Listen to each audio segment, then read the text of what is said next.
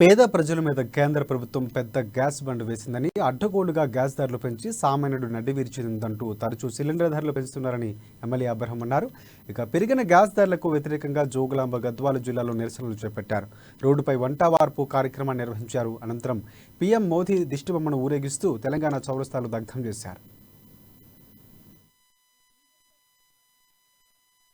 కేటీఆర్ గారు రాష్ట్ర working president గారు ఇచ్చిన ఆదేశాల ప్రకారము ఏదైతే కేంద్ర ప్రభుత్వము వంట గ్యాస్ ధరను పెంచింది 50 రూపాయలు. 2014లో 410 రూపాయలు ఉన్నది, ఈరోజు 1155 రూపాయలు అయింది. మరి మహిళల దినోత్సవం సందర్భంగా ఇది ఒక కానుకన, వాళ్ళని నడ్డి విరవడమా, వాళ్ళని ఇబ్బంది పెట్టడమా మరి మోడీ గారికి తెలియదు. అదేవిధంగా కమర్షియల్ గ్యాస్ 350 రూపాయల 50 పైసలు పెంచి ఇప్పుడు 2325 రూపాయలకు పెరిగింది. కమర్షియల్ గ్యాస్ అంటే చిన్న చిన్న దుకాణాలలో బండి మీద టిఫిన్లు చేసి అమ్మేటోళ్ళు, వాళ్ళు జీవనోపాధి చేసుకున్నారు. ఇంత